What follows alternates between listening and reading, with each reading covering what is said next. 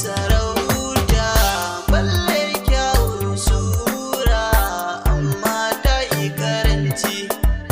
Kowa da ra'ayinsa aka nima da ra'ayina, dukkanin ra'ayina ke ce masoyiyata.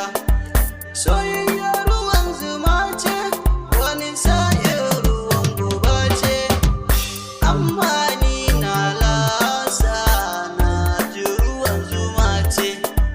Komai da lokacinsa, muddin ka samu dama sai kai sauri ka dama domin kada ta kubce.